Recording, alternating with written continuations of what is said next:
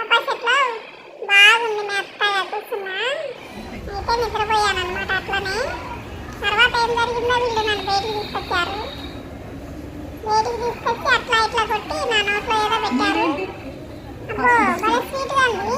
ఇంకొంచెం పోయి నేను తాగుతా. ఇంకొంచెం పోయి నేను తాగుతా. బాగుంది, చాలా బాగుంది. అబ్బో ఈ విషయం చెప్పింది నేను మేల్కొని ఉండేదానిగా. చాలా బాగుంది తీపిగా. ఇంకొంచెం పోయి అమ్మా. ఎవరో కానీ మంచిదానివే, బాగా ఇచ్చావు స్వీట్. ఇదేంటి